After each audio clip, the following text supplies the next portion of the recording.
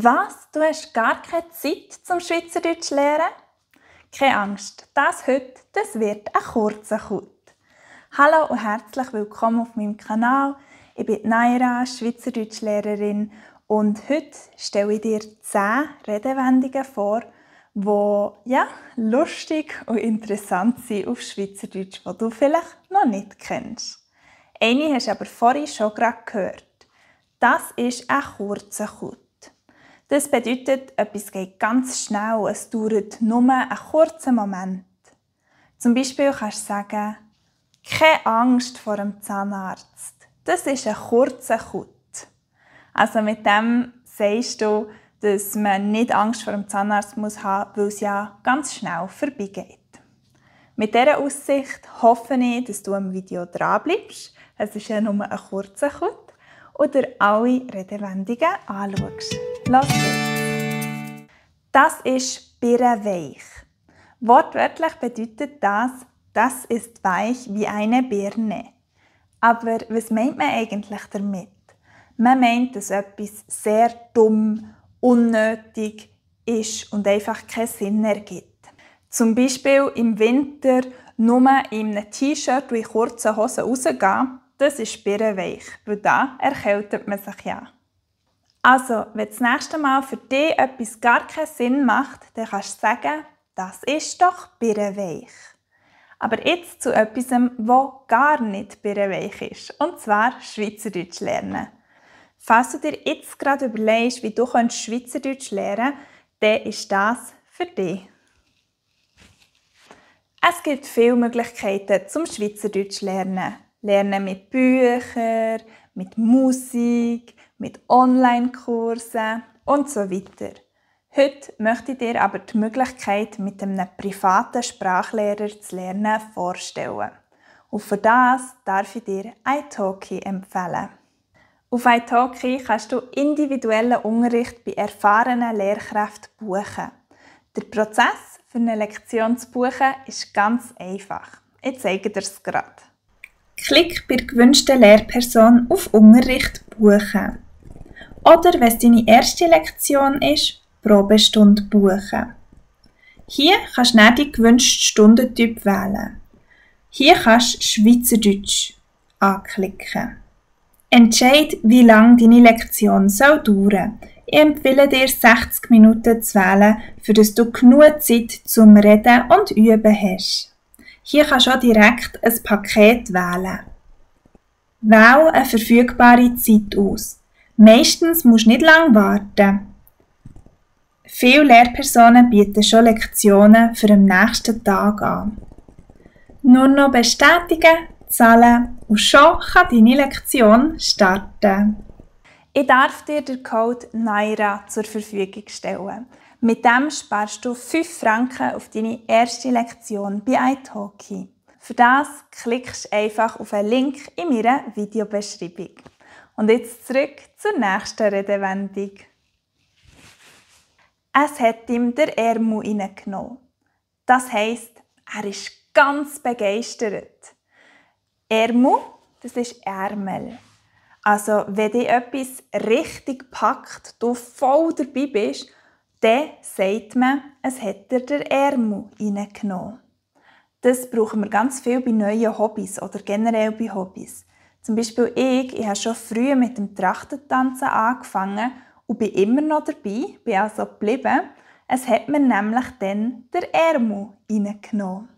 Dann hat sie der Nucki rausgetatscht. Wortwörtlich bedeutet das, dann hat es ihr den Schnuller rausgeknallt. Wenn etwas total chaotisch wird und jemandem einfach zu viel wird und die Person dann, ein bisschen Wutanfall hat, in die Luft geht, dann kann man das sagen. Also zum Beispiel, die Erna war so verrückt während dem Gespräch mit ihrem Chef, dass es ihr der Nucki rausgetatscht. Es schneckelt mich an.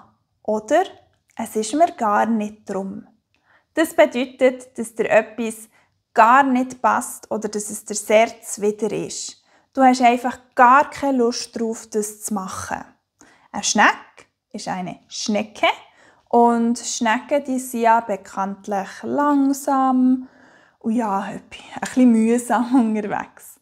Also wenn dich etwas anschneckelt, dann ist es wahrscheinlich eine langsame und mühsame Sache, die du da vor dir hast.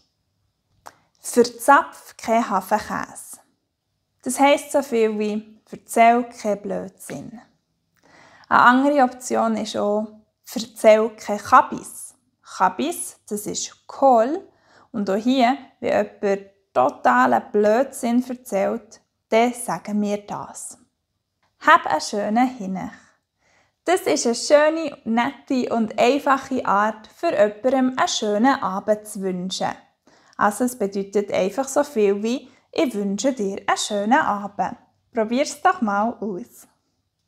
Der hat kein Brot. Hast du in der letzten auch mal ein bisschen Olympia geschaut? Und ist dir auch schon aufgefallen, dass ein paar manchmal leider gar keine Chance haben, mit den anderen mitzuhalten? Dort könntest du sagen, der hat kein Brot. Das bedeutet nämlich, dass jemand keine Chance hat in dem, was er macht, oder etwas auf gar keinen Fall schafft, wie Olympiagold zu holen. Da hat es mir abgelöscht. Wortwörtlich bedeutet das so viel wie «Da hat es mir das Licht ausgemacht». Das sagt man, wenn man genug hat von etwas, wenn man die Nase voll hat, wenn es einem einfach reicht. Zum Beispiel, als ich nach einem langen Tag noch den Haushalt machen sollte, da hat es mir abgelöscht. Ich hatte also gar keine Lust mehr. Ich habe gesagt, nein, jetzt ist fertig, ich gehe schlafen. Mach doch kein Büro auf. Ich denke, du hast verstanden, wortwörtlich heisst es, mach doch kein Büro auf oder auch eröffne kein Büro. Was das heissen soll, ist, man soll nicht aus einer kleinen Sache ein grosses Drama machen. Also etwas grösser machen, als es ist. Wenn also das nächste Mal irgendjemand etwas komplizierter machen will, als nötig wäre, dann kannst du diese Redewendung anwenden. Mach doch kein Büro auf. Das sieht aus, wie wenn es eine Kuh in der Schnur hatte.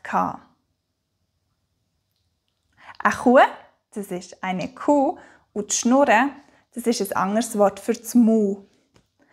Wenn man sagt, das sieht aus, als hätte es eine Kuh in der Schnur gehabt, heisst es also wortwörtlich, das sieht aus, wie wenn es eine Kuh im Mund gehabt hätte.